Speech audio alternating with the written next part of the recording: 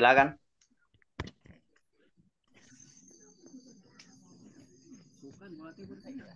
Bismillahirrahmanirrahim. Assalamualaikum warahmatullahi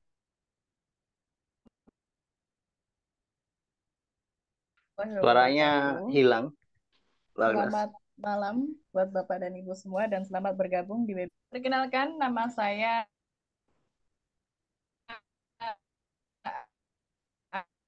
Agnes. Di sini sebagai moderator dalam 19.30 lewat ya Pak ya. Yeah. Dalam kali ini kita akan membahas tentang topik yang sangat menarik, yaitu fokusmu, energimu, yang akan disampaikan langsung oleh Pak Eko. Dalam sesi diskusi nanti, apabila Bapak dan Ibu ada pertanyaan, bisa menggunakan fitur Zoom, ada raise hand, chat, ataupun open mic. Baiklah, itu saja penjelasan atau perkenalan dari saya. Untuk materi, saya serahkan ke Pak Eko. Silakan Pak Eko. Oke, thank you Mbak Agnes. Teman-teman semuanya, terima kasih. Assalamualaikum warahmatullahi wabarakatuh. Waalaikumsalam warahmatullahi. Suara saya terjelas Pak ya Eko. sebelumnya. Mohon maaf. Jelas, Mas.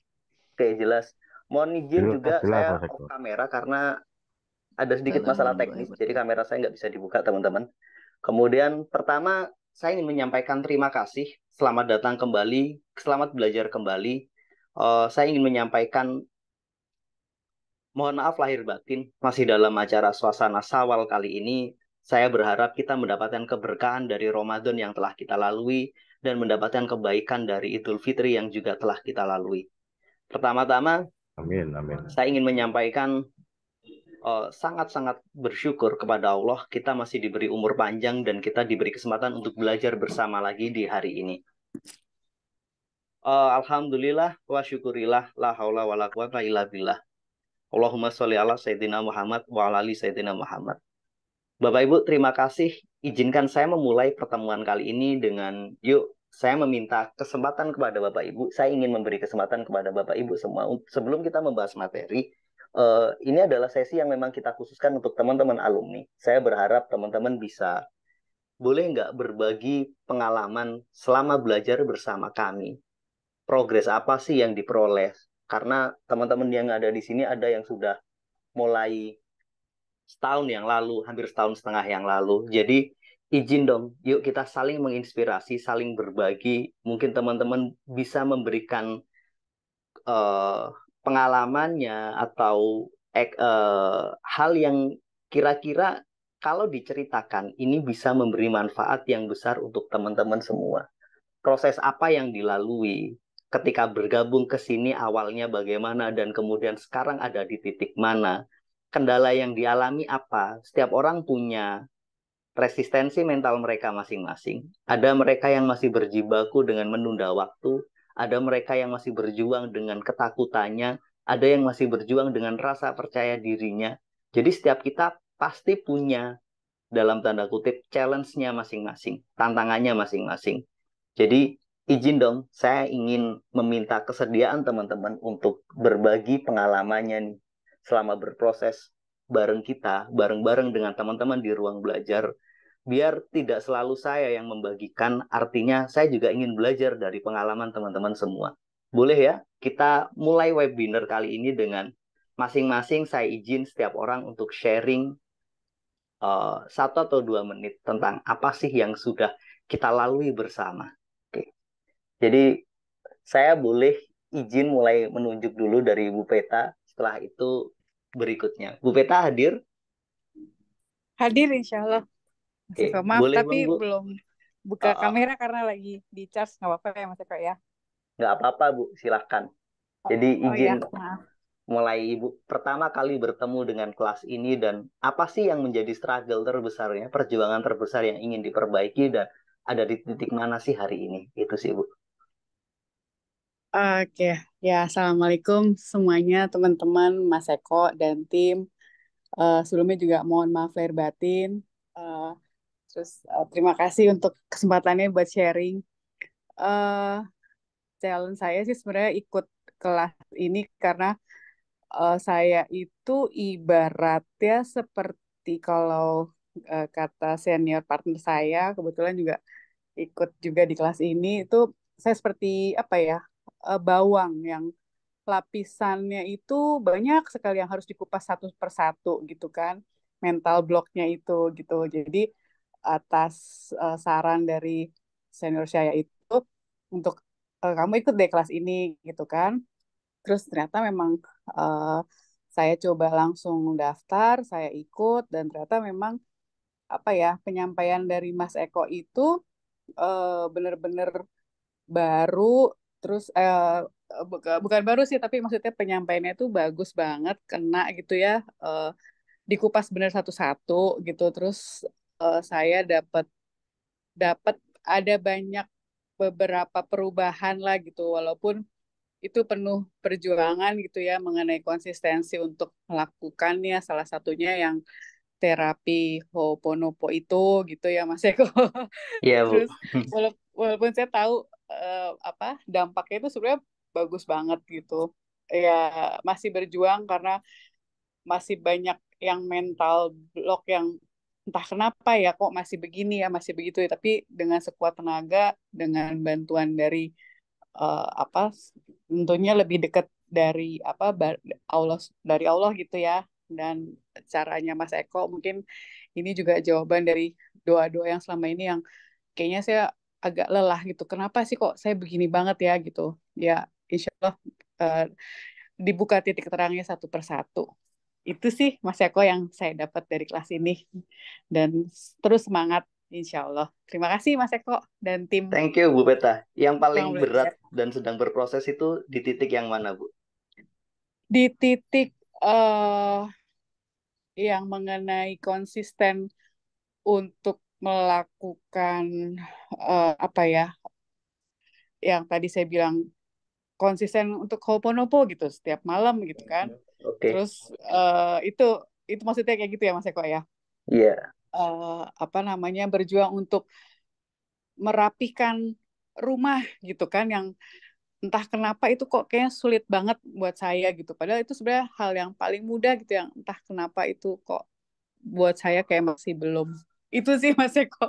Tapi kalau Oke, untuk thank di you. kalau di Makasih. pekerjaan, insya Allah udah kebuka satu-satu gitu Mas Eko. Udah lebih Kalau berani. untuk pekerjaan sudah lebih baik, sudah mulai Alhamdulillah, iya dapat sudah lebih pencerahan. baik. Udah dapat pencerahan, insya Allah. Alhamdulillah. Iya, terima kasih Mas Eko. Harapannya kan perbaikan mental, emosi kita berdampak pada realita kita. Itu sih. Thank you, Bu Peta. Iya, Oke, sama-sama Mas Eko. yuk. Saya pengen ke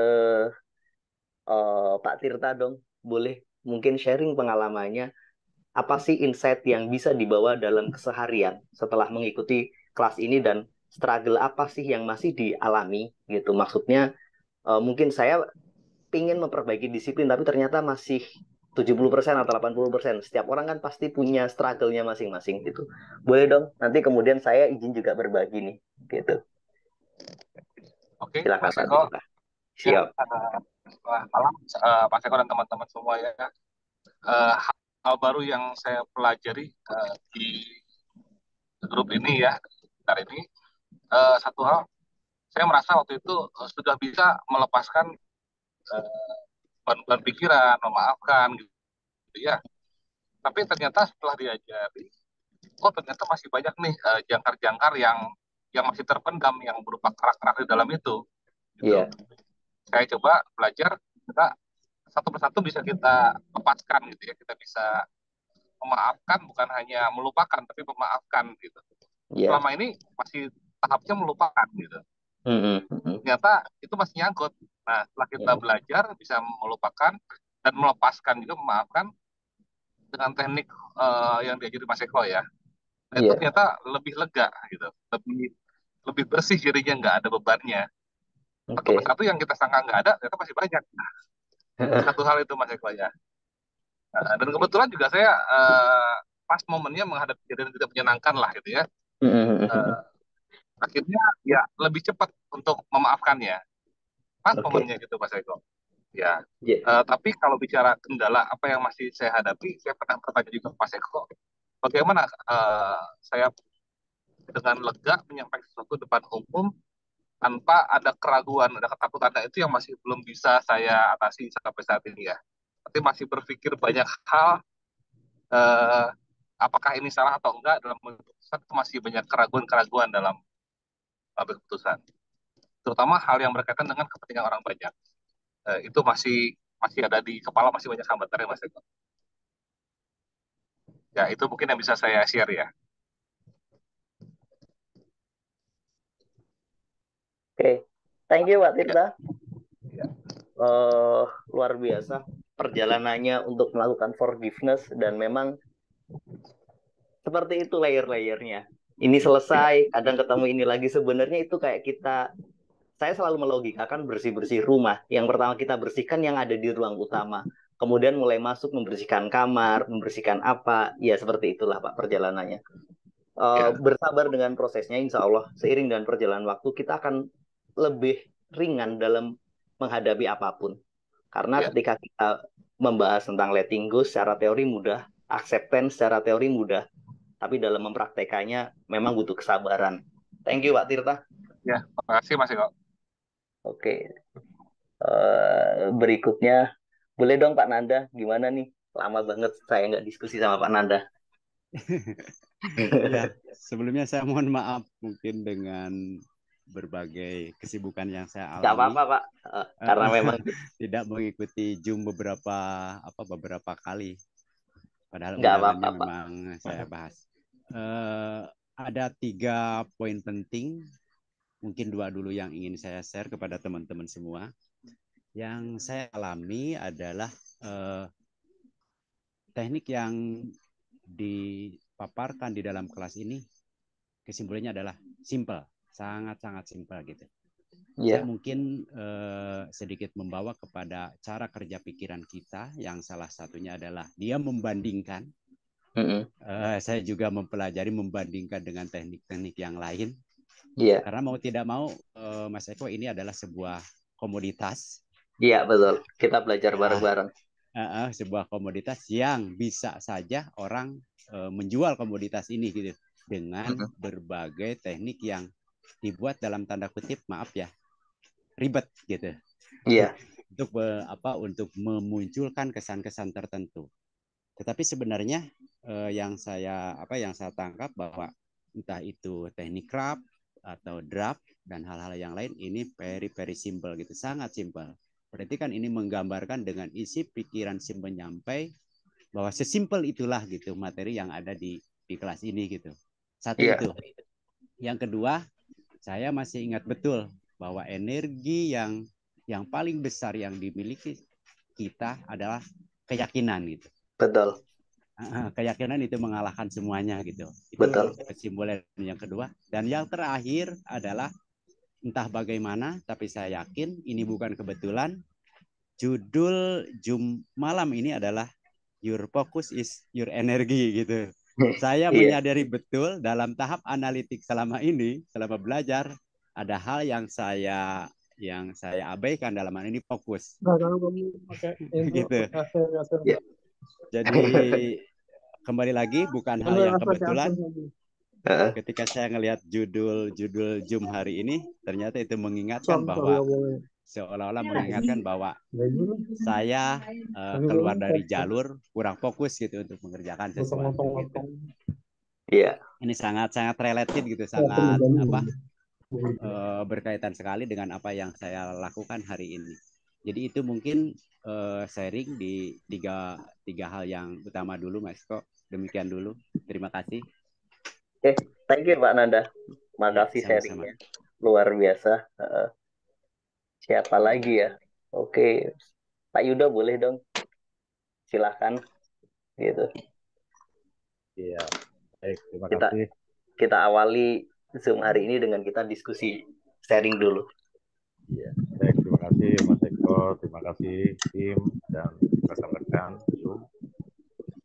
Ya, pengalaman awal untuk masuk di kelas ini, ya banyak mental block yang ternyata saya ketahui sampai akhirnya bersih-bersihnya itu ada sistem bersih-bersih. Ternyata disitulah saya menemukan, oh ternyata bersih-bersih di dalam diri kita ini yang menghambat untuk mendapatkan keberlimpahan itu. Karena saya mulai setiap ada webinar kayak gini itu saya praktekkan, terus setiap pagi saya bersyukur, terus ada kenangan-kenangan masa lalu yang harus saya buang. Kalau Mas Eko dulu bilang kan jangan disimpan, karena kalau disimpan nanti akan muncul lagi. Tapi kalau dibuang, ibarat kita pergi ke suatu tempat bawa ransel, tapi ranselnya isinya kotoran, percuma juga kita perjalanan jauh. Nah, itu simpel juga Pak Eko itu untuk penangkapannya. Oh iya, mudah sekali ya. Ya akhirnya saya satu-satu saya buang, terus saya praktekkan juga. Terus ada energi lain yang muncul di diri saya. Saya bisa membantu mungkin penyembuhan. Baru saja kemarin tuh Mas Eko. Ya, Gimana Pak? Boleh cerita? ada burung itu kan baru saya dapat dari Jogja Mas Eko. Itu ada kucing apa namanya? Menerkam burung itu satu sampai dibawa, terus luka, terus akhirnya ketangkep lagi, terus saya kasih sayang. Ya itu tadi saya ingat Mas Eko pernah bilang kita jangan mengejar kesembuhan, kita lakukan apa yang kita bisa lakukan dengan rasa cinta. Nah itu saya buktikan Mas Eko, dan hari ini dia sudah sehat lagi, padahal gigitannya lumayan dalam itu. Tapi saya perhatikan ini udah mau makan, udah mau minum, luar biasa energi. Ya, thank you Pak. Terima kasih Mas Eko sudah mengajarkan untuk bersih-bersihnya, terus rekan-rekan juga sangat membantu. Saya berterima kasih pada alam semesta, pada Mas Eko, pada tim juga, dan pada rekan-rekan. Terima kasih sekali, Mas Eko. Ini Pak, boleh nggak disampaikan tantangan terbesarnya dalam proses bersih-bersih diri itu apa Pak? Yang paling berat? Yang paling berat yaitu Mas, disiplinnya itu. Yang masih mana dulu nih yang mau apa namanya? Difokuskan. Jadi saking banyaknya itu bingung betul. Jadi saya fokus ini dulu aja nih. Nah, jadi perlu disiplin, perlu ada draft teknik, ada craft teknik, yang sering saya lakukan, dan menggunakan rasa itu Mas Eko. Saya baru menemukan itu. Rasa itu yang besar itunya, energinya. Thank you Pak Heru. Maaf Pak Yudo. Ya, terima kasih Mas Eko.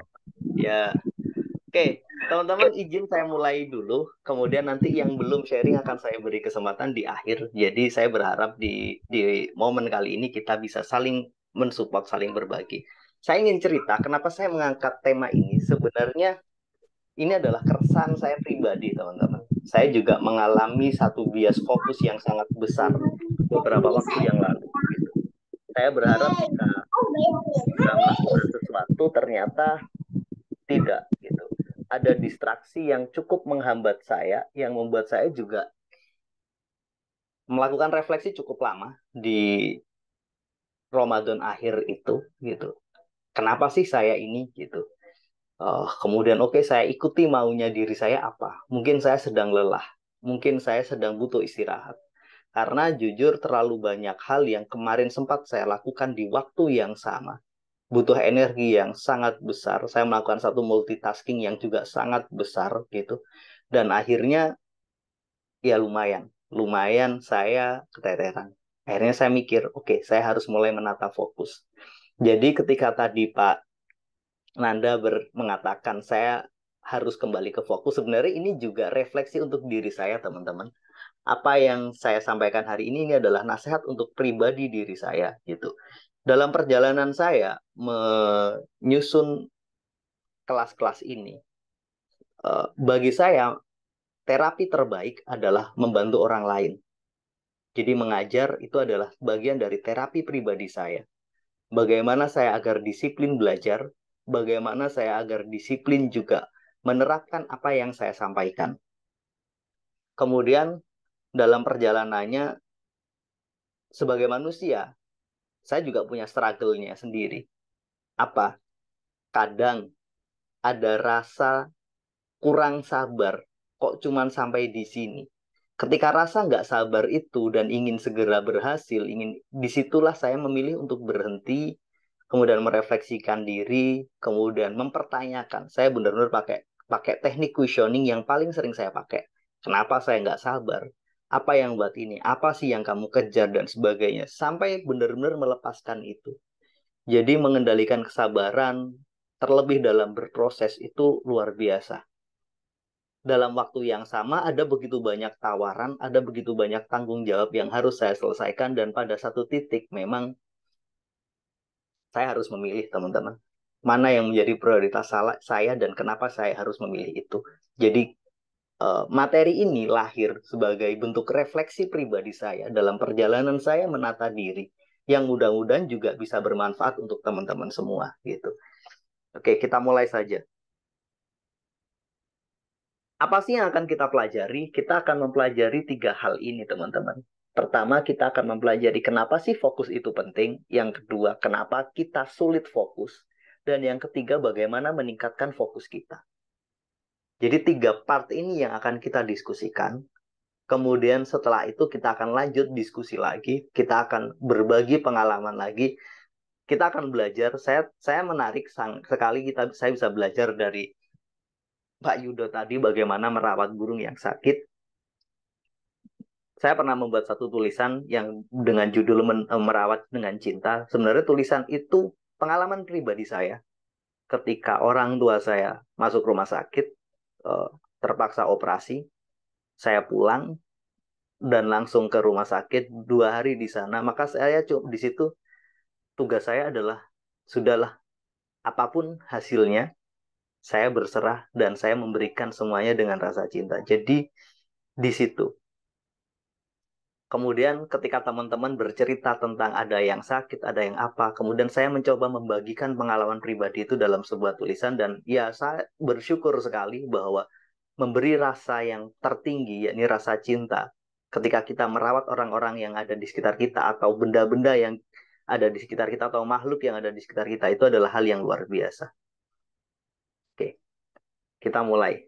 Ada 3 quote menarik, teman-teman, yang saya temukan. Pertama, jika kamu fokus pada luka, maka kamu akan terus menderita.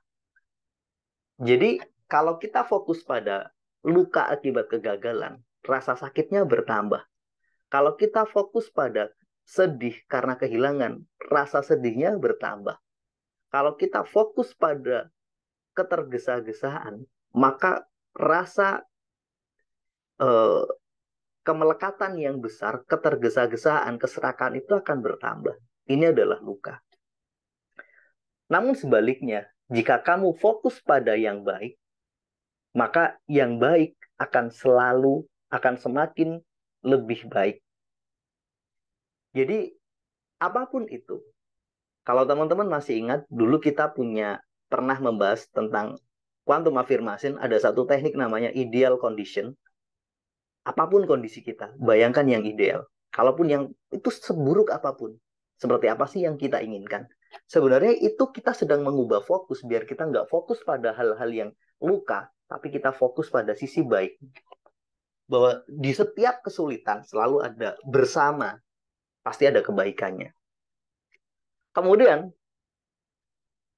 yang menjadi tema besar kita adalah di mana kita menempatkan fokus. Di mana kita menempatkan fokus kita, di situ kita meletakkan energi kita. Ini saya ambil dari Peter McWilliams. Beliau adalah salah satu penulis yang luar biasa. Eh, ada lagi yang mirip dengan ini, di mana kita meletakkan atensi kita, di situ kita menempatkan energi kita. Itu juga punya makna yang hampir sama dari Greg Barden, nggak salah seperti itu.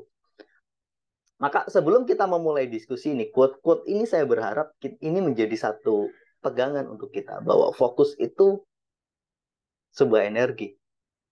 Fokus mulai dari pikiran, tindakan, perasaan, itu juga adalah energi. Energi yang harus kita jaga. Oke, sekarang kita bergeser ke part yang nomor 1. Kenapa sih fokus itu penting? Pertanyaan pertama saya, sebenarnya apa sih fokus itu? Menurut teman-teman, fokus itu apa? Gitu. Jadi kira-kira apa sih gitu yang dimaksud dengan fokus itu? Mungkin boleh teman-teman menulis di kolom chat atau menyampaikan sebenarnya apa sih fokus itu? Menurut pemahaman kita, pemahaman teman-teman, fokus itu apa? Jadi sebelum saya melanjutkan, saya ingin tahu pendapat teman-teman. Apa sih fokus itu? Mungkin ada yang mau open mic, silahkan. Apa sih fokus itu? Atau mau nulis di kolom chat. Saya ingin tahu dong pendapatnya dulu. Fokus lah Ini kalau ada nggak dari salah Mbak itu Fani, satu Pak. tujuan. Tujuan. Oke, Pak Intan silahkan. Apa? Fokus adalah kita misalnya berdoa hanya mikirkan satu tujuan, Mas Eko. Misalnya ya sholat ya, kita kondisikan fokus pada sholat itu saja, nggak boleh mikir yang lain-lain. Berarti fokus adalah satu tujuan yang harus kita capai. Oke, Gitu. siap.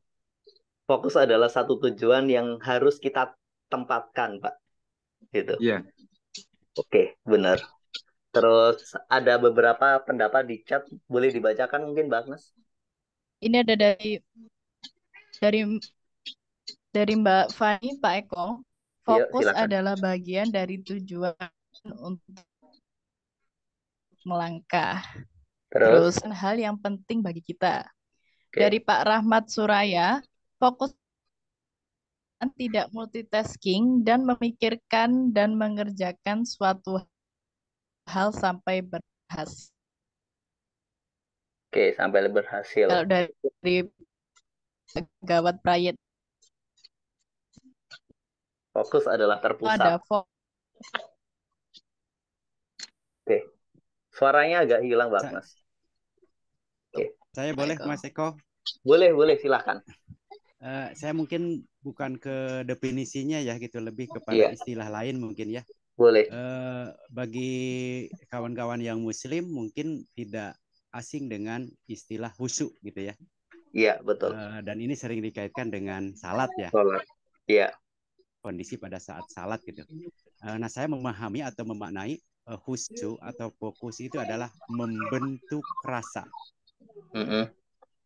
Nah, cuman itu jadi saya tidak menceritakan bermaksud definisinya, tapi mungkin ini istilah lain dari fokus gitu. Di dalam salat itu ada yang namanya khusyuk. Kalau diambil alih kepada bahasa Indonesia adalah membentuk rasa gitu. Oke, thank you, Pak Nanda. Jadi thank you teman-teman atas semua definisinya. Jadi apapun definisi teman-teman tentang fokus, setidaknya kita punya satu kesamaan terminologi bahwa fokus itu terpusat. Yang disampaikan oleh Pak Intan tadi, menempatkan pada satu tujuan gitu. Iya, saya sepakat. Kemudian khusyuk, iya benar, itu adalah bentuk makna dari fokus. Menempatkan rasa atau membentuk rasa, iya. Kemudian menciptakan pusat, benar. Saya menerjemahkan dengan satu premis, satu pernyataan yang simpel, yakni itu tadi. Perhatian yang terkumpul pada satu titik. Kemudian yang kita pertanyakan, apa yang harus terkumpul itu? Fokus itu nggak harus berhasil, teman-teman. Dalam tindakan sangat mungkin nggak berhasil. Misalkan kita fokus menembak, kita udah berupaya membidik sasaran, tapi ternyata meleset. Nggak apa-apa. Karena berhasil itu bukan tanggung jawab kita. Kewajiban kita itu proses. Fokus adalah bagian dari proses. Ketika ngomong fokus pada tujuan, berarti kita harus berhasil meraih tujuan itu. Itu juga nggak terlalu tepat. Kita harus fokus berproses semaksimal mungkin. Kalaupun ternyata berhasil, itu adalah hadiahnya. Itu adalah efek dari proses kita. Kalaupun ternyata gagal, kita akan belajar dari dalamnya. Walaupun kita tetap punya keinginan untuk berhasil. Itu. Kemudian, apa yang harus menjadi terpusat? Jadi fokus itu melibatkan beberapa hal ini, teman-teman. Jadi mulai dari fokus itu melibatkan dari sense. Sense itu apa? Apa bedanya dengan rasa? Sense itu respon yang kita tangkap secara indrawi. Misalkan rasa dingin, kemudian kasar, lembut, bau, itu adalah sense. Jadi respon indrawi kita. Itu juga harus tertitik pada satu tempat gitu. Kita harus punya rasa dan rasa itu kita bawa ke situ. Pikiran kita, tentu saja, pikiran kita harus terfokus pada hal yang sedang kita kerjakan. Seperti hari ini, saya sedang berproses di sini, saya berupaya untuk fokus ke sini. Sense-nya, respon indrawi saya duduk, saya merasakan di mana saya duduk, tangan saya ada di mana, itu sense-nya.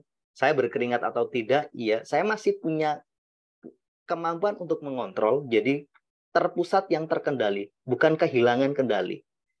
Kemudian ada rasa pasti, gitu. Kita punya rasa yang setara. Intinya, semua itu berjalan menjadi satu kesatuan, termasuk di dalamnya imajinasi kita, sehingga tindakan kita juga sinkron. Dan faktor lain lagi, waktu. Fokus itu juga terkait dengan waktu, teman-teman. Kita selalu ketika kita mengatakan kehilangan fokus, berarti sebenarnya kita sedang kehilangan momentum. Dalam waktu sepersekian detik, kita hilang. Sehingga kita kehilangan waktu. Sehingga kita juga kehilangan kesempatan. Jadi ada faktor lain yang juga terkait dengan fokus, yakni waktu. Ayo kita evaluasi bareng-bareng. Terkadang kita cukup rentan dengan waktu ini. Kita memperkirakan segini, ternyata dalam prosesnya ada banyak distraksi sehingga kita kehilangan waktu. Distraksi yang mengganggu kita itu membuat pikiran kita terganggu, membuat rasa kita terganggu, nggak fokus pada apa yang ingin kita lakukan. Akhirnya imajinasi kita juga terganggu, bisa jadi ada kekhawatiran. Jadi sebenarnya kekhawatiran adalah imajinasi yang negatif yang tervisualisasi dalam diri kita. Kemudian akhirnya tindakan kita juga nggak maksimal. Efek dari tindakan yang nggak maksimal itu waktu kita terbuang. Kenapa banyak orang menunda-nunda melakukan sesuatu? Ini sinkron dengan apa yang kapan hari kita diskusikan. Salah satu faktornya adalah faktor fokus tadi. Orang yang senang menunda karena dia nggak punya fokus yang baik. Sehingga dia kehilangan banyak waktu. Dan jujur, ini sempat menjadi hal yang saya hadapi beberapa waktu yang lalu. Cuman faktor utamanya adalah lebih ke beban yang terlalu lebih yang saya ambil, sehingga saya harus lebih bijak lagi untuk memilih dan memilah mana yang saya utamakan dan mana yang tidak.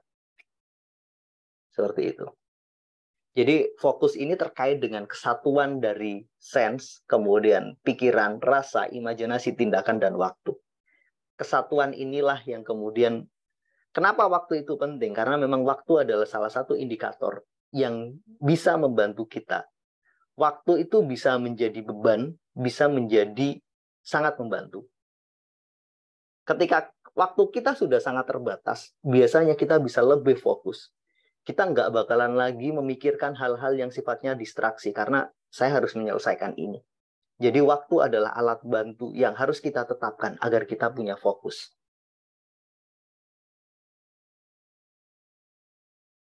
Pertanyaan berikutnya, kenapa sih fokus itu penting? Karena kita punya keterbatasan, teman-teman. Apa keterbatasan kita? Kita keterbatasan waktu. Kita masih berhubungan dengan tadi. Kita punya keterbatasan waktu. Waktu nggak bisa ditambah, waktu nggak bisa dicegah, waktu juga nggak bisa dihentikan, waktu juga nggak bisa dikurangi. Dipercepat nggak bisa, diperlambat nggak bisa, diulangi juga nggak bisa. Karena itu, fokus itu penting agar kita nggak kehilangan waktu. Bukan kehilangan sebenarnya, agar kita nggak melewatkan waktu berlalu begitu saja tanpa kita mendapatkan manfaat dari waktu yang berjalan itu. Yang kedua, yang menjadi keterbatasan kita adalah skill. Teman-teman, kita itu punya skill yang terbatas. Sehebat apapun kita punya kapasitas yang terbatas. Karena kapasitas itu terbatas, kita harus memilih kadang.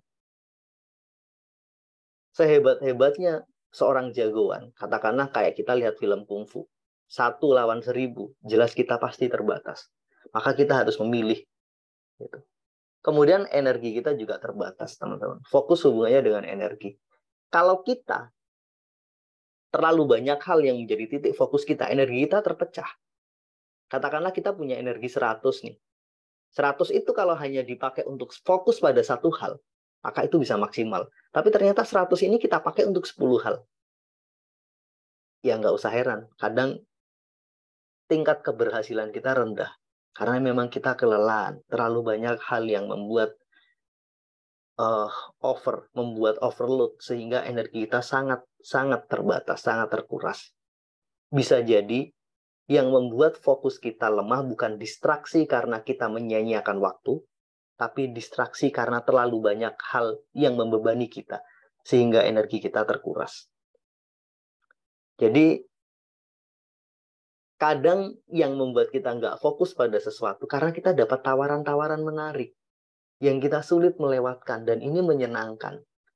Tawaran-tawaran itu membuat kita akhirnya menghabiskan waktu dan energi, sehingga yang harusnya menjadi fokus kita, nggak kita lakukan. Kadang karena mungkin kita nggak nyaman atau merasa nggak yakin dengan apa yang kita lakukan, sehingga kita terus mencari sesuatu yang lain. Padahal sebenarnya apapun itu, yang terbaik adalah ketika kita mampu melakukan dengan sebaik-baiknya, secara tuntas. Jadi, alasan kenapa fokus itu penting adalah kita punya keterbatasan, teman-teman. Keterbatasan itu ada pada waktu, keterbatasan itu ada pada kemampuan kita, dan keterbatasan itu ada pada energi kita. Saya sering mengatakan pada teman baik saya, sehebat apapun, kamu itu punya 2 tangan. Cuman punya 2 tangan. Cuman punya waktu 24 jam. Dan kamu itu cuman punya energi yang sangat terbatas. 2 tangan ini menggambarkan bahwa udahlah, nggak usah semuanya dikerjakan. Kadang perlu kamu delegasikan, perlu kamu lepaskan. Jadi di situ.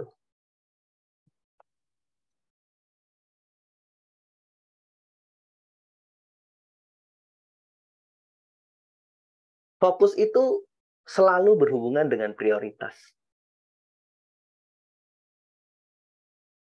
Dalam prioritas itu, kenapa kita harus punya prioritas? Karena berhubungan dengan energi. Semua proses penciptaan, make everything menjadi realitas material. Jadi kan kita sudah pernah belajar beberapa waktu yang lalu tentang multidimensional reality. Realitas multidimensional. Perspektif tentang realita. Apa sih realita itu? Kita sudah pernah mendiskusikan. Ada realitas kuantum, ada realitas material, kemudian ada realitas perspektif, intersubjektif, dan seterusnya. Kita juga ada ultimate reality yang belum pernah saya diskusikan secara keseluruhan, secara besar. Setidaknya dari berbagai dimensi realitas itu, salah satunya yang saya maksud di sini, semua proses penciptaan, terlebih penciptaan dalam tataran realitas materi, itu membutuhkan energi. Membuat target menjadi nyata itu adalah penciptaan, baik dalam perspektif dan material. Itu butuh energi. Maka karena kita punya energi yang terbatas, maka dalam proses penciptaan itu kita butuh prioritas yang mana yang kita fokuskan.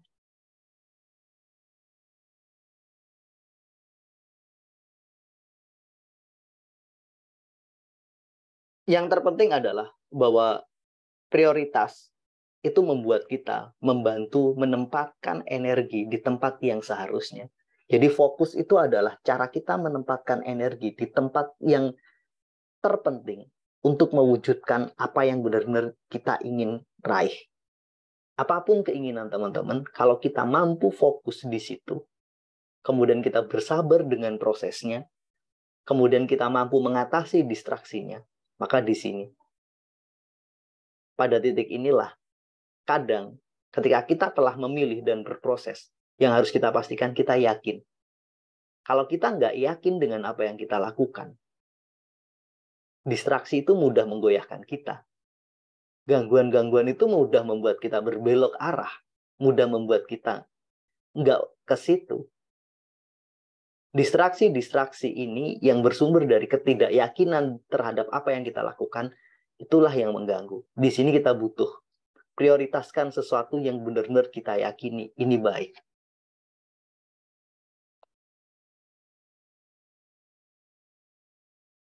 Yang berikutnya, ketika kita ngomong produktivitas, hasil, itu selalu berhubungan dengan fokus.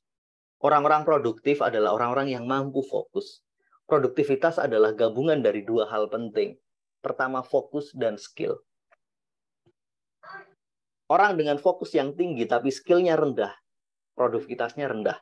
Orang dengan skill yang sangat tinggi tapi fokusnya rendah, produktivitasnya juga rendah. Saya ngasih contoh adalah penjahit. Dia sudah profesional, sudah bekerja 10 tahun, sudah sangat mahir menjahit, tapi dia lagi nggak fokus. Apa yang terjadi? Banyak kesalahan yang dia lakukan. Akhirnya hasilnya nggak sesuai dengan harapan. Kemudian dua orang dengan fokus yang sama-sama tinggi, sama-sama bagusnya. Satu penjahit profesional dengan usia 10 tahun pengalamannya, yang satu adalah anak yang baru selesai magang, baru pertama kali kemudian kerja profesional, maka dalam sehari pasti hasilnya beda. Maka produktivitas terkait dengan fokus dan skill. Kalau kita cek pada diri kita, kalau ternyata kita merasa kurang produktif, teman-teman cek pada dua hal ini. Fokus kita gimana? Bagus nggak? Kalau oke, skillnya bagaimana? Jangan-jangan kita butuh upgrade skill agar kualitas kita meningkat.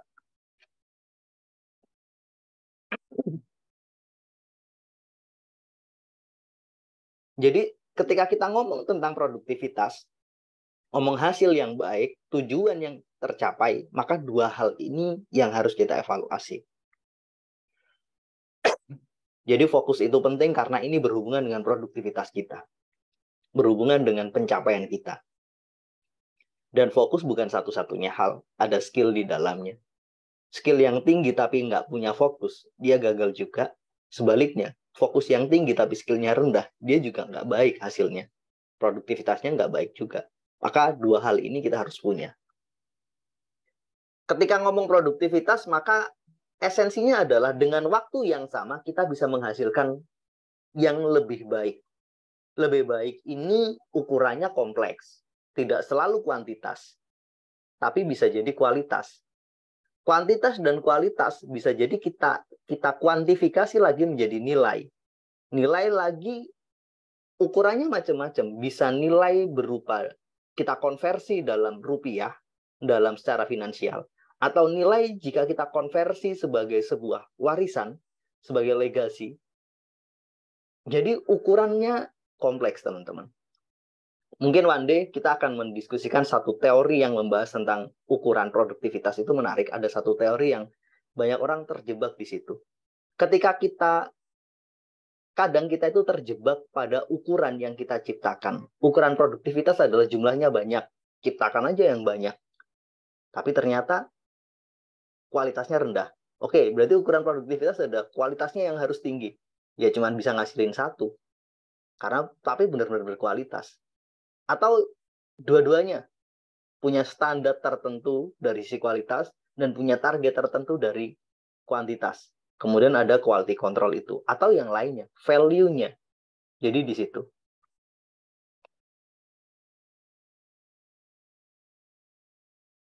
Kemudian kita akan mendiskusikan kenapa sih kita sulit fokus.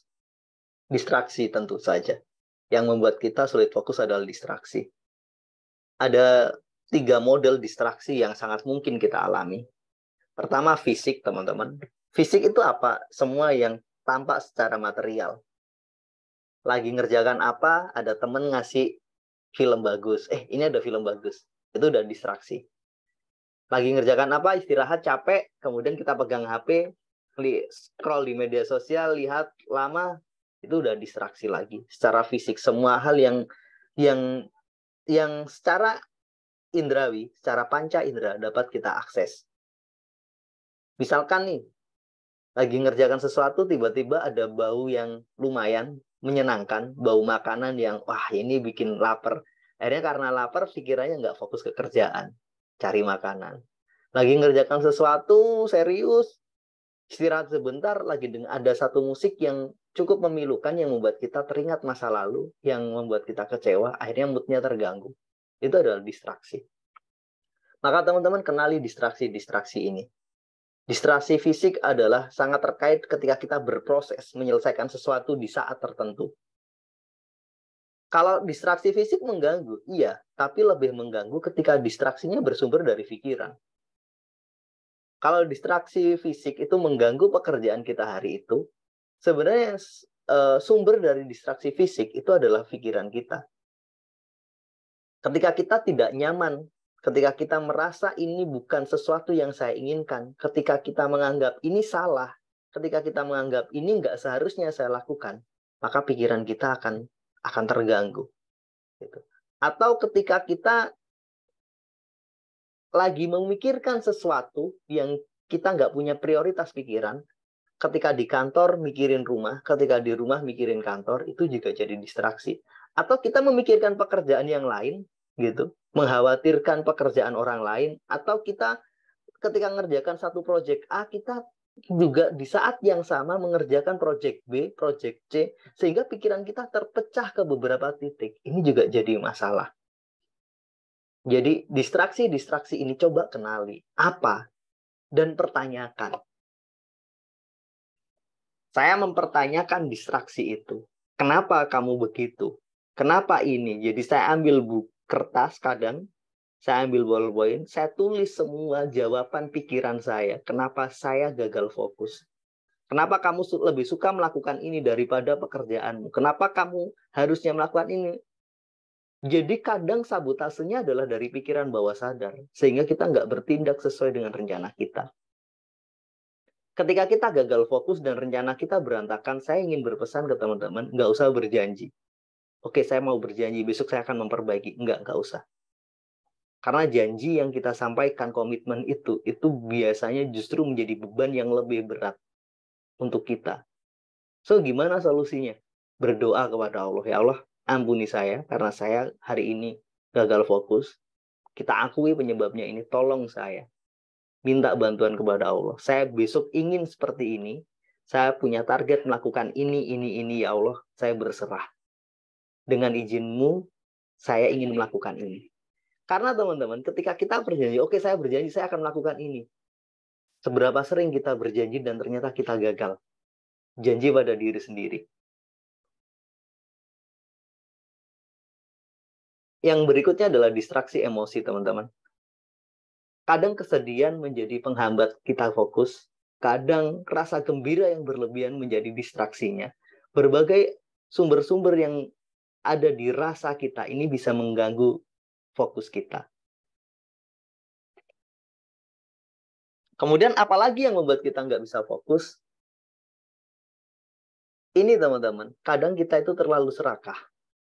Kadang kita itu merasa terlalu hebat. Sehingga kita punya banyak target dan keinginan. Sehingga melakukan semuanya dengan multitasking. Melakukan ini, melakukan itu, semua kita lakukan. Dan efeknya, kita gagal fokus. Sebentar teman-teman ya, izin.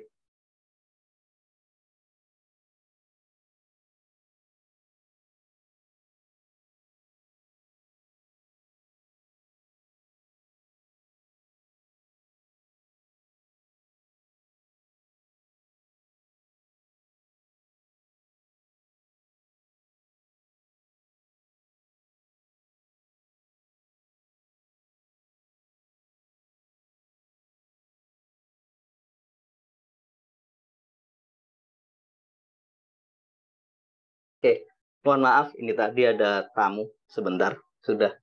Saya lanjut teman-teman. Jadi kadang masalah kita bersumber dari ini.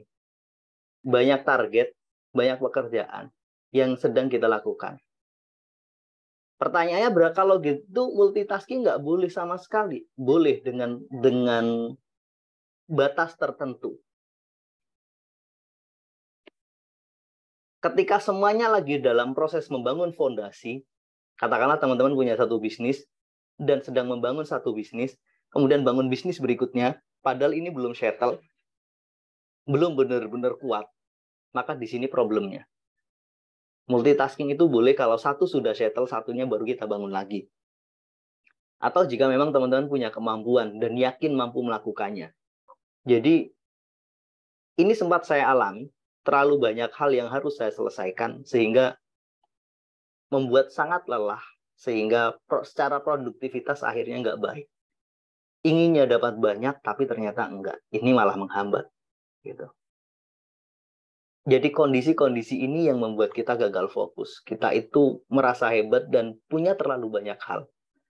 Bahasa yang paling agak kasar, kita itu terlalu serakah. Keserakahan itu yang membuat kita ingin menggenggam semuanya. Saya punya satu teman, ketika saya tanya, kamu tuh kok banyak banget sih yang dilakukan? Jawabannya, biar saya bisa dapat banyak. Kemudian saya nanya, tapi kan nggak bertumbuh secara maksimal semua. Ini belum selesai, sudah ini. Dia itu jualan, tapi semua hal. Orang cari mobil dicarikan, cari apa, seolah-olah semuanya bisa. Ya memang akhirnya hanya segitu-segitu saja. Jadi kesadaran untuk memilih, kadang orang itu berat. Karena dia merasa, saya nggak bisa memilih satu. Gitu. Dan ini nggak mudah, teman-teman. Kemauan untuk memilih satu, atau minimal dua lah. Gitu. Itu penting, keberanian untuk itu.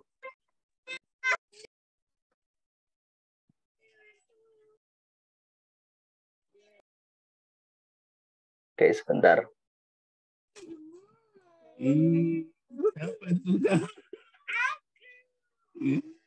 Sebentar ya teman-teman, saya mau membisukan semuanya. Oke, sudah.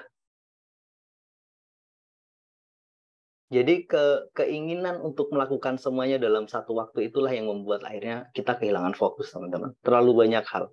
Kita harus punya keberanian untuk memilih. Karena kita melakukan semuanya terlalu banyak, akhirnya kita kehabisan energi. Kehabisan energi itu bisa karena kita kurang istirahat, bisa karena kita kelelahan, terlalu banyak yang dipikirkan, atau kita mengalami hal-hal yang tidak menyenangkan sehingga menguras emosi, dan ketika kita tahu bahwa emosi itu adalah part of energi, bagian dari energi kita.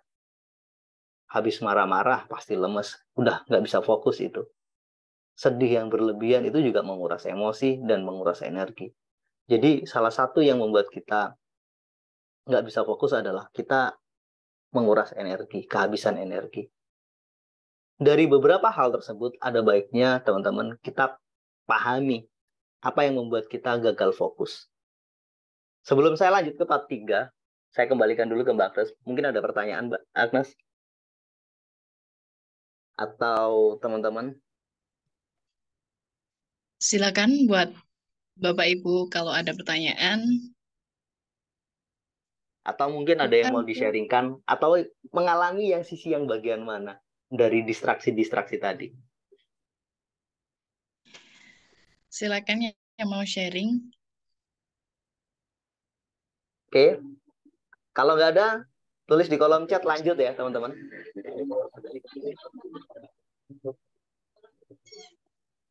Kita lanjut.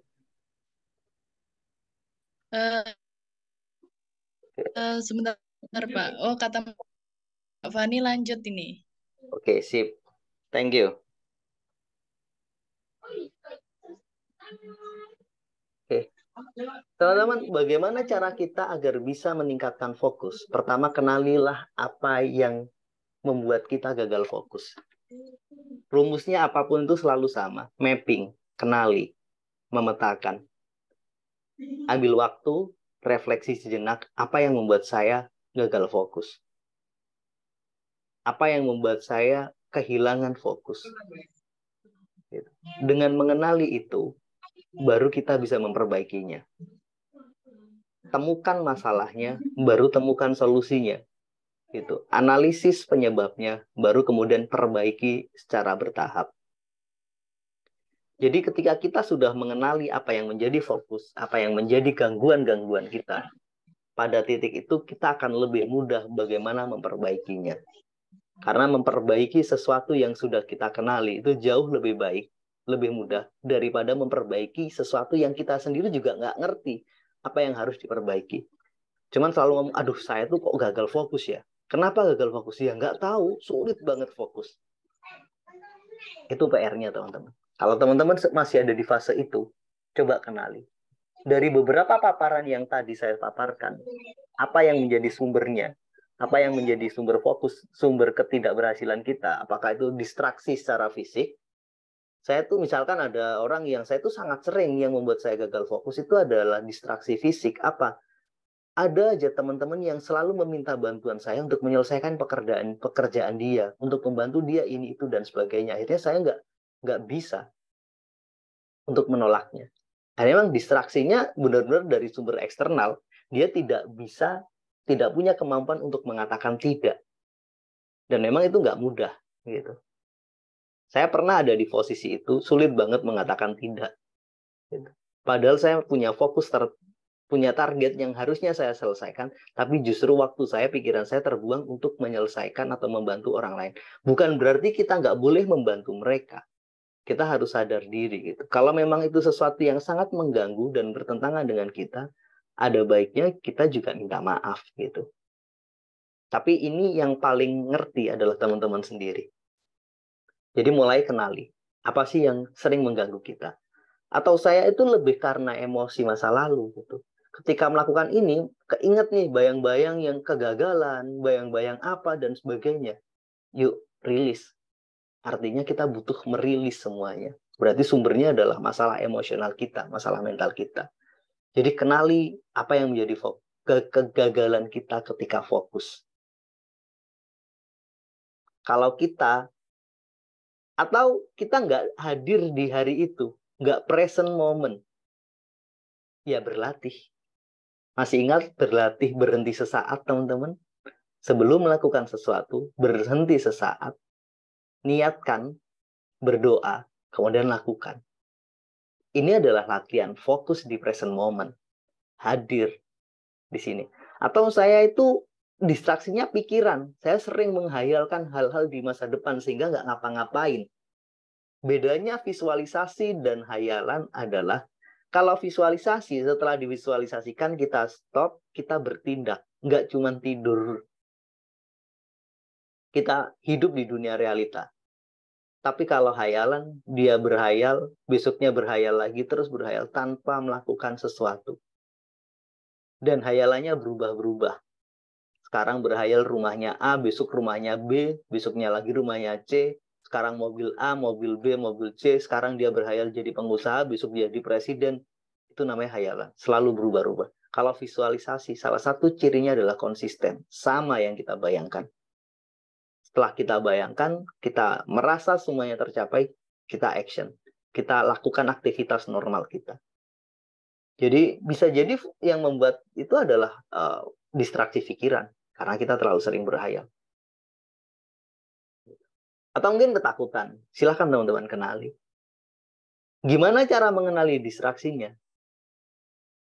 Saat paling tepat mengenalinya adalah ketika teman-teman sedang mengalami gagal fokus. Setelah itu coba hadir di hari itu, sadar diri.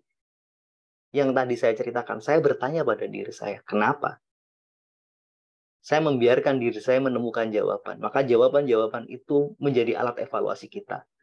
Kalau teman-teman mau melakukan, ambil kertas, tanya, kenapa? Kenapa sih belum bisa fokus? Kenapa sih kemarin terganggu? Kenapa sih kalau melakukan ini seperti ini? Jadi tanya ke diri sendiri. Pertanyaan-pertanyaan itu, semua jawaban-jawaban yang muncul, itu adalah cara kita mengenali diri kita. Jadi teknik questioning yang pernah kita pelajari itu penting banget teman-teman, agar kita bisa lebih mudah, lebih aware terhadap diri kita. Setelah itu, yuk kita punya satu tujuan utama. Ini menjadi tujuan yang terpenting. Kalau kita sudah kenal apa penyebabnya, mulai punya tujuan yang konkret, punya target yang jelas. Targetnya adalah target proses, teman-teman.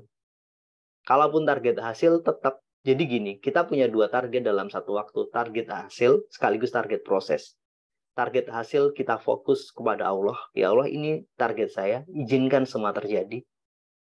Saya berserah kepadamu, dan gantilah yang lebih baik jika ini belum berhasil.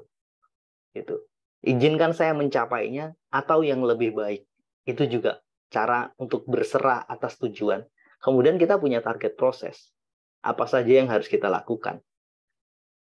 Ini adalah step by step. Dari waktu ke waktu, dari hari ke hari. Itu adalah tujuan untuk meraih itu target hasil tersebut. Jadi kita punya target proses. Kemudian ini kita jadikan sebagai target utama kita. Misalkan target utama kita hari ini menyelesaikan apa? Udah kerjakan. Target utama kita hari ini bertemu dengan 3 orang. Ya, ketemu. Target kita utama hari ini apa? Selalu punya target di hari ini. Dan kemudian kita buat schedule kalau memungkinkan. Dan target itu harus punya alasan yang kuat. Kenapa? Temukan why-nya, teman-teman. Satu tujuan utama itu harus kita dasari dengan alasan yang sangat kuat. Masih ingat materi tentang meriset impian, reset your dream, bahwa vision, impian kita harus punya kesadaran yang tinggi. Kenapa saya meraih itu? Itu adalah alasannya. Misalkan, kenapa apa sih targetnya? Misalkan targetnya punya income 100 juta rupiah per bulan. Kenapa? Ya karena saya misalkan ingin bisa beli rumah, menyenangkan orang tua, dan sebagainya. Kita naikkan targetnya dari level individu menjadi level yang lebih tinggi. Bukan lagi target 100 juta rupiah, tapi saya bisa bersedekah minimal 25 juta rupiah dari income saya. Berarti silakan dihitung. Kalau asumsinya zakatnya adalah 10%, berarti penghasilannya 250 juta. Kalau zakatnya 10% atau kita bersedekah atau bersodakoh dengan 10%, berarti saya ingin punya sedekah rutin 10% dengan nilai 10 juta rupiah per bulan. Artinya kita mengubah value kesadaran dari impian kita. Ini contohnya.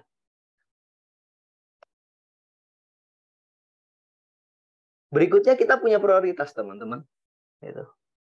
Setelah kita tahu tujuannya, tetapkan prosesnya, kita punya prioritas. Apa saja sih yang harus kita lakukan, kemudian pecah jadi rangkaian kecil-kecil, dan kemudian kerjakan secara bertahap. Kalau kita nggak punya step-step yang jelas yang harus diselesaikan, saya harus selesai sampai titik mana nih? Misalkan ada begitu banyak hal nih, misalkan hari ini saya sedang menulis sebuah buku. Sudah ada di mana buku saya? Saya sudah ada di titik 60%. Saya punya target besok mau menyelesaikan bagian ini dan bagian ini. Saya punya bayangan besok selesai di 70% gitu. Hari Minggu di 80% gitu. Saya sedang berproses menyelesaikan sebuah tulisan dan saya targetkan ini selesai di hari Senin. Jadi memang saya niat untuk 3 hari ini fokus di situ. Saya sudah mengumpulkan bahannya, yang paling lama kan mengumpulkan bahan, kemudian saya tinggal menyusun, draftnya sudah, tinggal menyempurnakan. Selesai di situ nanti editing. Saya juga sudah merencanakan bahwa yang melakukan editing bukan saya, tapi orang lain yang saya percaya, agar saya bisa fokus ke yang lainnya. Jadi ini contoh dari prioritas. Gitu. Kita punya prioritas yang sangat jelas di situ. Setelah itu prioritas itu kita pecah jadi kecil-kecil, berikutnya ada di sini. Gitu. Ketika kita dalam satu waktu ada beberapa hal yang harus kita kerjakan, bikin satu plan yang jelas, tulis teman-teman. Yang membuat kita sulit fokus karena kita nggak menulisnya. Masih ingat teorinya? Otak itu penuh kalau semuanya abstrak, tapi menjadi ringan kalau semua yang abstrak yang jadi beban otak itu kita keluarkan dan kita jadikan konkret. Dan tulisan adalah salah satu cara mengkonkretkan sesuatu. Kalau teman-teman melihat, oh ini yang akan saya, itu lebih ringan daripada ada di awang-awang, ada di pikiran kita. Jadi ketika kita merasa berat dengan beban pikiran, ambil kertas, nulis. Udah tulis saja. Perkara habis ditulis itu kita nggak pingin dibaca orang lain, bakar aja, nggak apa-apa. Setidaknya kita meringankan beban otak kita, biar kita tahu apa yang mau kita lakukan. Beban yang berat itu membuat kita kehabisan energi. Kemudian kita rilis, teman-teman. Kalau sumbernya ternyata adalah emosi, kita rilis, lepaskan emosi negatif kita, lepaskan pikiran negatif kita. Jadi teman-teman bisa melakukan draft teknik di sini atau craft teknik kalau kekhawatirannya. Jadi dua teknik itu bisa kita pakai, atau mau pakai Ho'oponopono boleh, atau mau pakai teknik apapun. Habiskan energi negatifnya dengan dikeluarkan. Itu akan membantu menghilangkan distraksi pikiran kita. Kekhawatiran kita tentang pekerjaan ini apa gitu.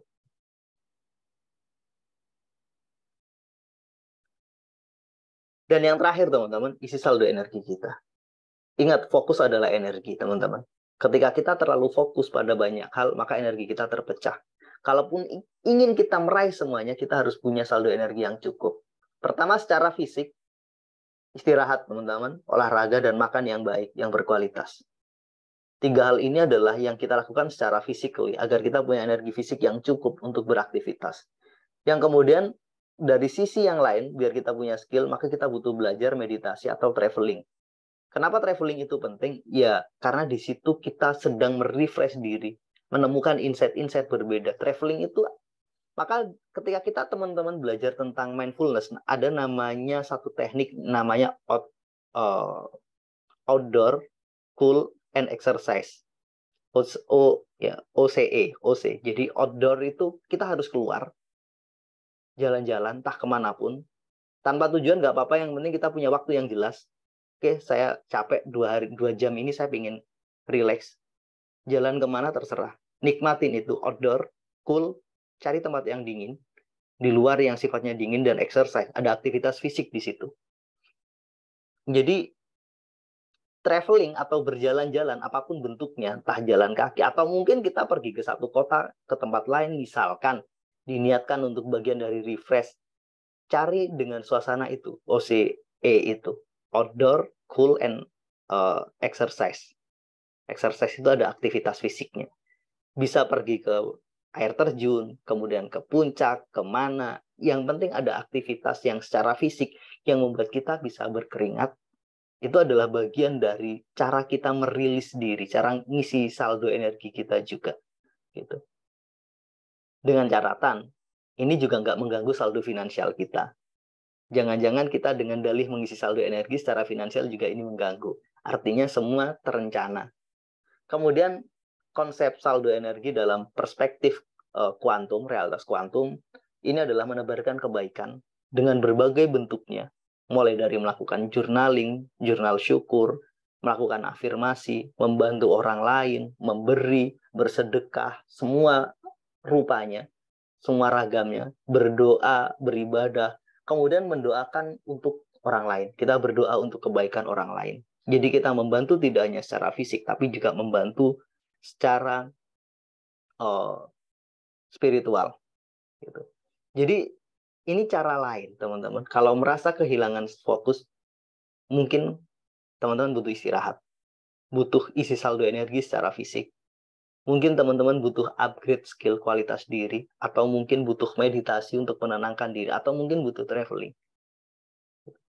Terus lakukan ini secara konsisten, bersedekah atau apapun itu. Jadi 3 hal ini salah satu cara lain yang terakhir, yang penting untuk kita menaikkan level fokus kita. Karena begini, ketika fisik kita lemah, maka fokus kita pasti lemah. Kalau kita lagi, paling sederhana, energi fisik, lapar saja. Kalau kita kelaparan, kita pasti nggak bisa fokus. Kalau kita kehausan, kita nggak bisa fokus. Karena itu bagian dari energi kita. Maka kita butuh diisi energinya.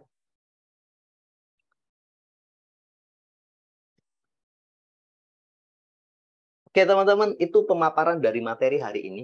Kalau teman-teman ada pertanyaan atau ada sharing, silahkan. Saya kembalikan ke Mbak Agnes. Silakan buat teman-teman yang mau sharing atau masih ada pertanyaan, bisa Atau mungkin tulis di kolom chat. atau Mas mungkin Eko, teman-teman punya cara lain, silakan Bu, untuk maaf meningkatkan fokus. mau tanya Mas Eko, kalau Boleh. misalnya orang itu kan ada yang ada gangguan, misalnya mungkin penyakit apa itu suatu penyakit atau bukan yang tidak bisa konsentrasi ya, ada istilahnya apa sih, Mm-mm. Mm-mm. ADHD atau apa itu gitu kan. Iya. Nah, eh, itu gimana tuh kalau untuk kita taunya kita waktu itu saya ditegur teman saya, dia kebetulan psikolog gitu, dia bilang Peta, kamu jangan-jangan ini ya ada gangguan untuk konsentrasi katanya gitu, gampang ke distract. Nah, itu tuh kita gimana taunya sih Mas Eko? Itu Eh, aja. Makasih Mas Eko. Pertama, secara kita datang ke expert, Bu. Artinya saya tidak bisa menjustifikasi mereka punya gangguan konsentrasi atau tidak, karena memang kita lebih memilih untuk serahkan pada ahlinya saja. Itu. Kalau memang terdiagnosis itu, ya lakukan terapis dengan perspektif yang baik, dengan medis gitu. Karena bisa jadi dia punya ada sesuatu yang ada di dirinya yang butuh dilakukan sebuah perlakuan dengan lebih baik, dengan lebih tepat. Itu pertama. Yang kedua, bisa jadi memang itu masalah emosional atau hambatan yang sifatnya, kenapa dia sangat mudah terdistraksi dengan hal-hal tertentu? Ya karena memang terlalu berat bebannya. Beban yang dihadapi itu terlalu berat, akhirnya dia merasa lelah dan dia ingin rilis itu dengan cara mengalihkan fokusnya ke hal-hal yang menyenangkan. Akhirnya menunda efeknya. Itu mirip seperti yang di pembahasan kita. Sebenarnya ini berhubungan dengan pembahasan kita yang 8 hari. Kenapa kita sering menunda? Salah satunya adalah itu indikator stres kita.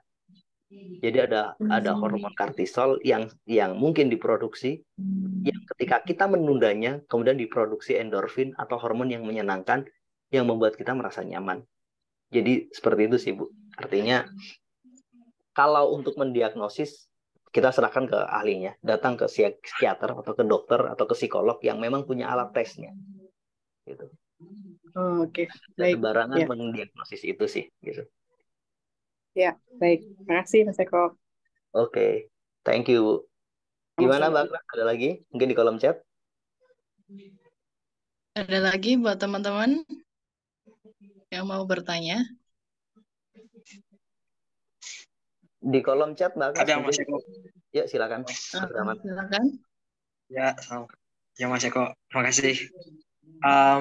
Saya baru-baru ini sementara juga ada persiapan ujian ya Mas ya. Dari bulan lalu itu saya udah ibaratnya sudah ada persiapan, masih banyak waktu juga. Dan itu saya punya banyak energi dan waktu. Jadi saya totalitas banget tuh Mas. Jadi dari pagi sampai malam itu bisa kerja atau apa gitu. Ibaratnya saya udah persiapan semua.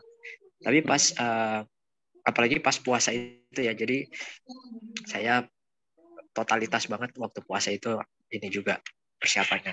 Cuma pas udah ibaratnya sebulan kurang, itu jadi sedikit waktu, jadi sedikit energi Mas. Jadi lebih ke berkurang nggak fokus, terus jadi dari segi energi fisik juga jadi gampang kelelahan. Iya. Terus saya coba aktivitas fisik, tapi sejauh ini yang saya temukan tidak bisa tidak bisa menyenangkan gitu Mas. Jadi lebih ke tidak ada keinginan buat bersantai gitu Mas. Tapi juga pas dipaksakan kerja tidak ada energi yang ini lagi gitu, yang sewaktu sebelumnya mungkin energinya kurang, tapi dicari pas untuk mengisi energinya saya kayak belum dapat gitu Mas. Nah itu juga mungkin ada juga teman-teman yang lain yang merupakan, tapi ibaratnya ini udah mendekati deadline kan, jadi kayak saya jadi mematung gitu ibaratnya gitu. Udah gak ada apa-apa gitu. Nah, itu Mas, mohon tanggapannya. Terima kasih. Oke, thank you Mas Rahmat. Pertama, kita semua mendoakan mudah-mudahan nanti ujiannya lancar. Amin. Intinya gini sih. Terkadang sebenarnya kan tadi kita sampaikan fokus itu juga terkait dengan waktu kan. bahwa ketika memang fokus itu butuh energi, iya, maka kita butuh mengisinya. Jadi karena kita punya keterbatasan waktu, kita punya keterbatasan skill, dan kita juga punya keterbatasan energi, maka kita butuh memaintain fokus itu, teman-teman. Jadi ada kalanya kita itu terlalu fokus sehingga lupa istirahat. Terlalu fokus sehingga kita lupa mengistirahatkan pikiran kita, mengistirahatkan fisik kita untuk melakukan hal-hal yang menyenangkan. Maka waktu saya cerita kapan hari, saya cerita yang tadi saya ceritakan, saya pernah hampir seminggu itu nggak ngapa-ngapain. Saya paksa untuk bekerja juga nggak bisa. Padahal kita tahu ada target yang harus diselesaikan, tapi pikiran nolak. Akhirnya apa yang saya lakukan? Saya nanya, kamu mau apa? Saya mau istirahat. Istirahatnya apa? Ini. Jadi saya melakukan apa yang saya sukai.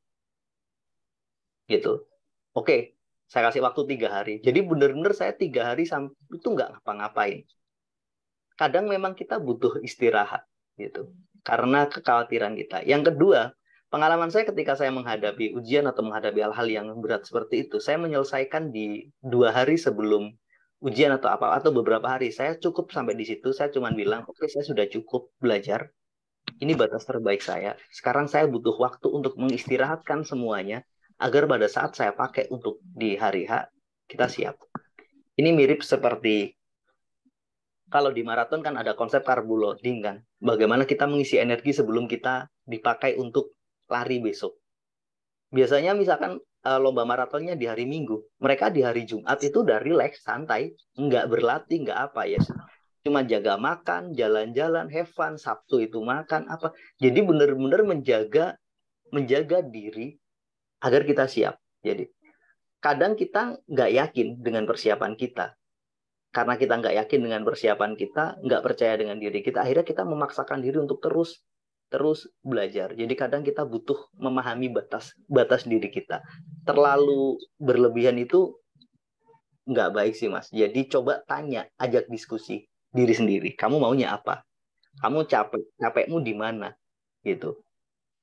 Kamu inginnya apa? Gitu. Ketika Mas Rahmat coba bertanya seperti itu, kira-kira yang keluar apa sih di dirinya Mas Rahmat gitu? Karena ketika kita udah nggak mau jalan, itu salah satu indikator bahwa kita itu benar-benar kelelahan, kehabisan energi. Walaupun kita punya nih secara akal sehat, saya harus melakukan ini, tapi saya nggak bisa. Dan kalau udah kayak gitu, itu mirip kayak mobil yang udah diisi bensin sekalipun, tapi bermasalah nih dengan mesinnya. Dia butuh istirahat, terlalu panas, gitu. Sehingga apa solusinya? Ya istirahat. Dipaksa seperti apapun akan terbakar nanti. Jadi ini mungkin butuh istirahat, olahraga, makan. Misalkan olahraga udah Pak makan, ya coba cari yang lain gitu. Mungkin traveling, mungkin sebentar keluar kemana, hal-hal yang menyenangkan yang diamati gitu. Alihkan fokus ke yang lain. Atau coba lakukan meditasi, bersyukur, atau mengisi energi ini dengan apa? Membantu orang lain mungkin. Oke lah, saya mau bakti sosial lah, mau membantu orang-orang yang saya butuhkan. Kemana nih saya hari ini? Gitu. Dengan kita melihat senyum-senyum mereka, orang-orang di sekitar kita lebih rileks, lebih fresh. Jadi silahkan kita cek bagian mana yang kita benar-benar kelelahan. Gitu. Itu ya Mas Rahmat. Gitu. Mungkin ada tanggapan. Oh iya Mas, baik. Berarti kalau bukan fisik, berarti harus juga ke 3 hal pikirannya ini kan? yang harus ya, betul. Mas. Ya. Pikirannya mungkin yang harus di ini. Fisik saya sudah istirahat, udah fisik makan, udah olahraga, udah. Tapi kok masih capek? Oke, pikirannya dulu mungkin. Kalau saya biasanya sih main game Mas. Gitu. Kalau udah capek, main game apa ya? Tapi main game bukan untuk kalah gitu. Iya, ini yang saya lakukan sih.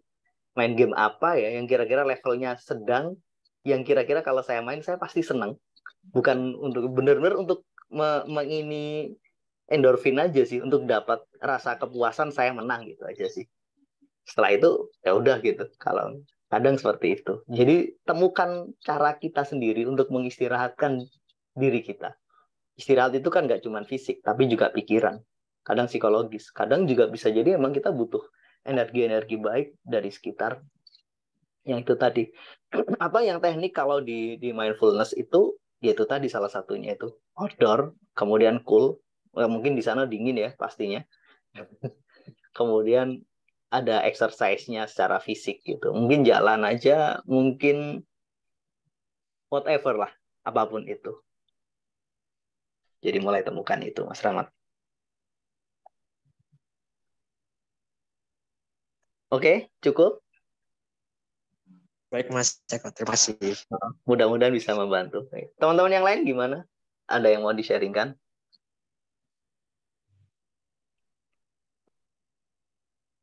Oke, saya kembalikan lagi ke Bagnas. Gimana, Bagnas? Mungkin di kolom chat ada, Bagnas?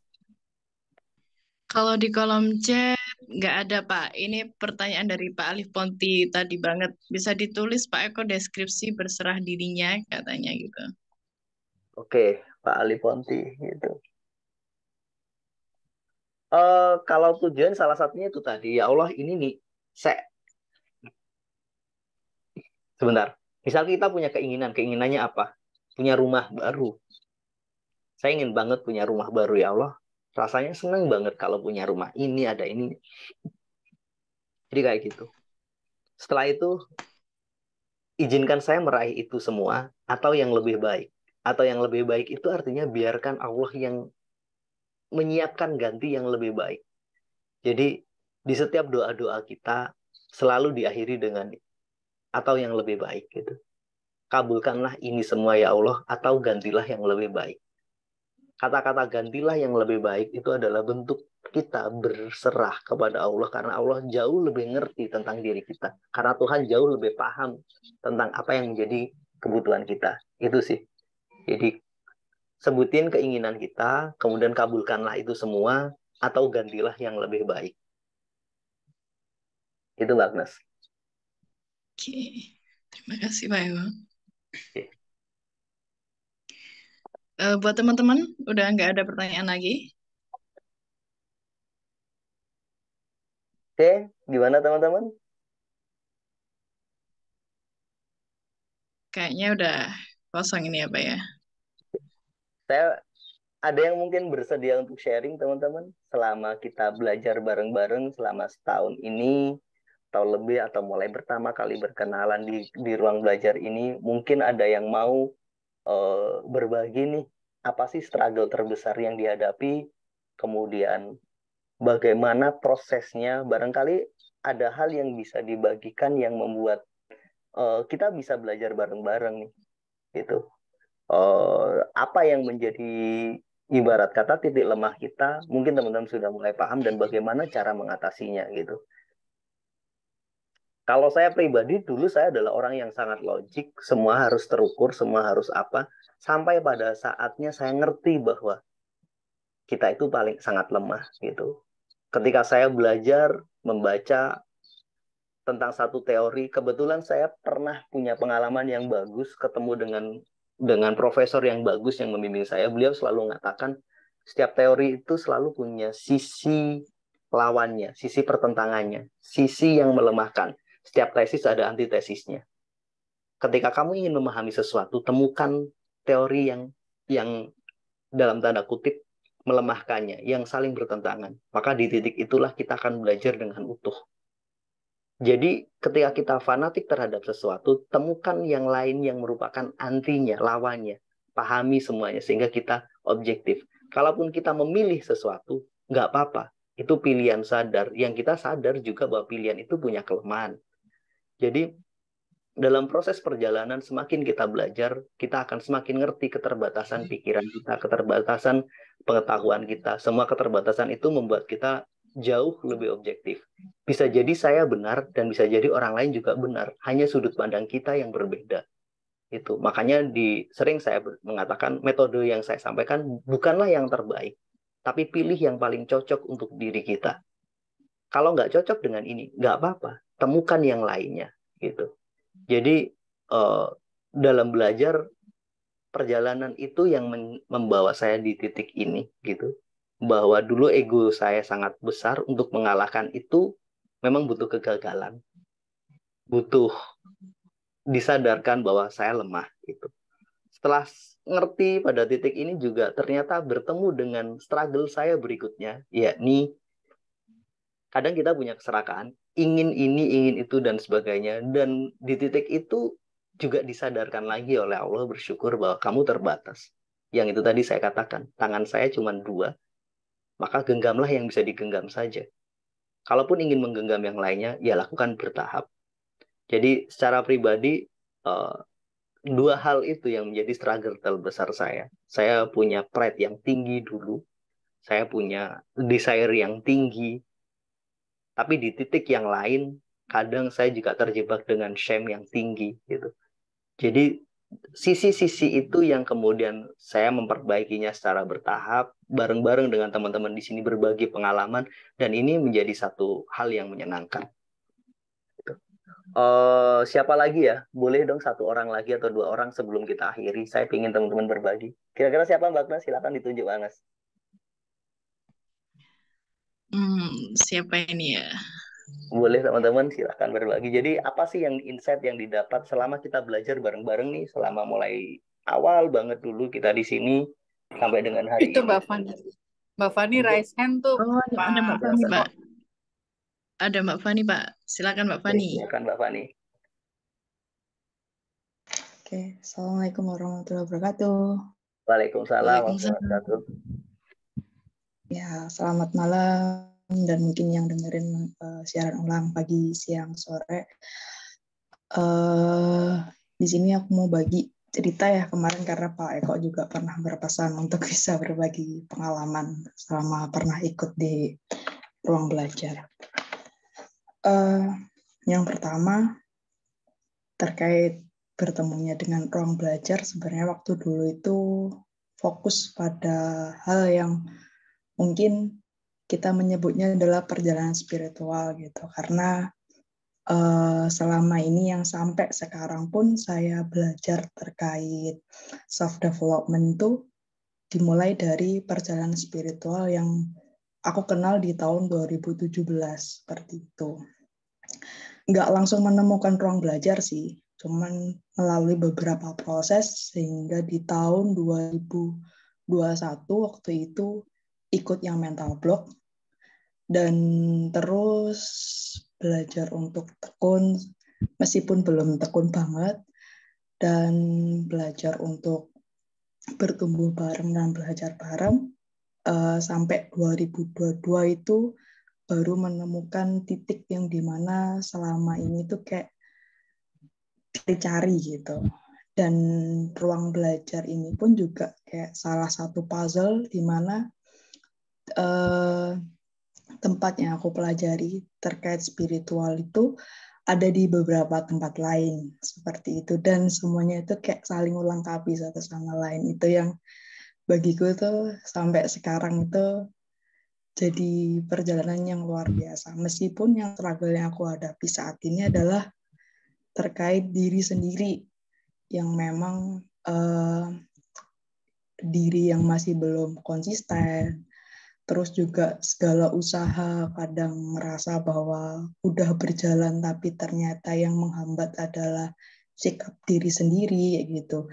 Dan bersyukur di ruang belajar itu tuh kita belajar hal-hal yang mungkin tadi yang pernah disampaikan sama Pak Nanda ya, bahwa di ruang belajar tuh kayak simple banget, sederhana banget, sehingga bisa diterapin di setiap hari.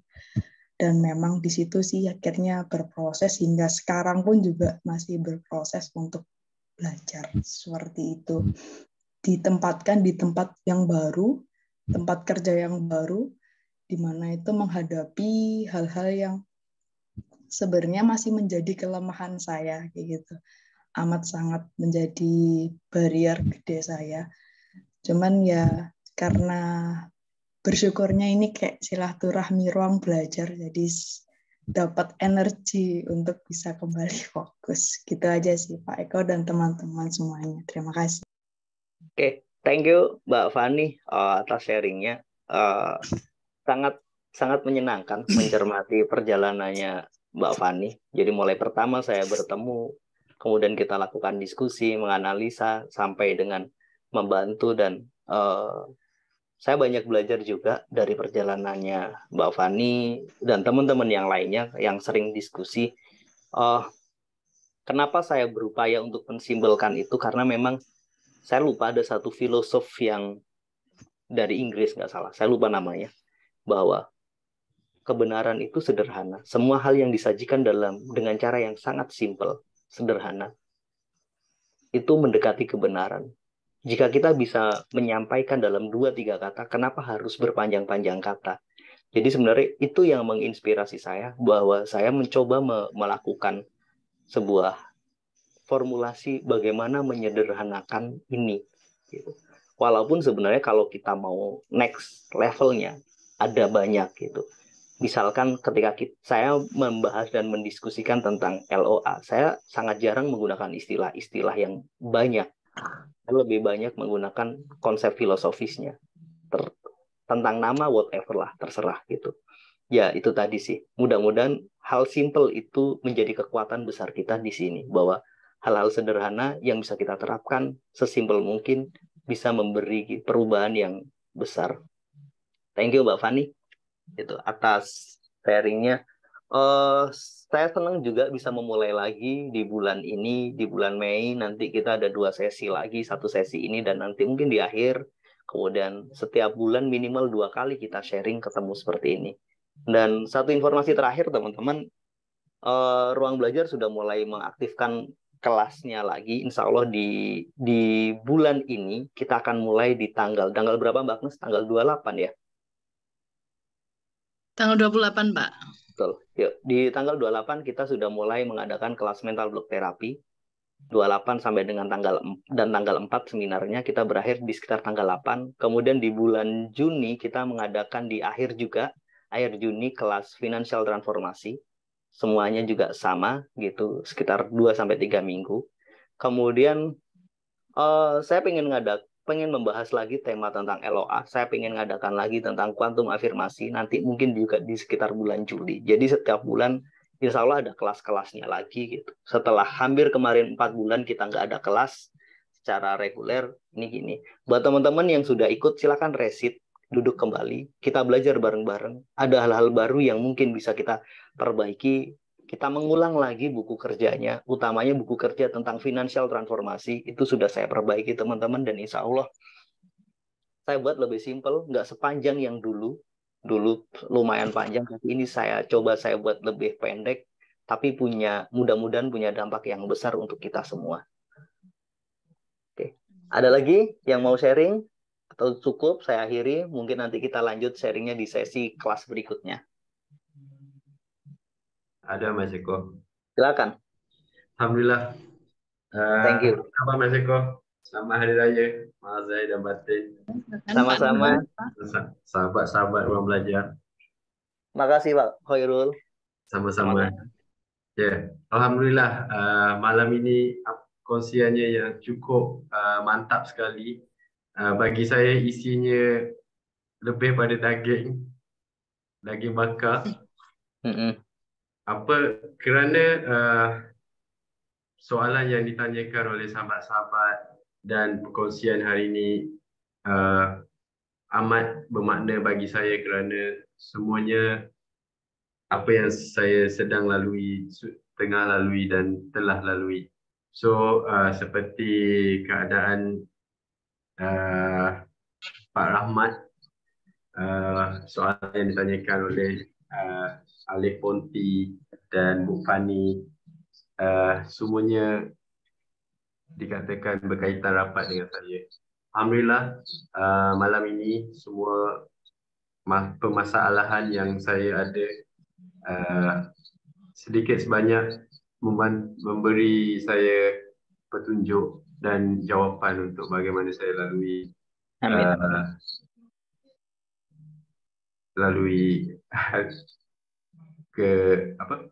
pengalaman seperti ini. Ya.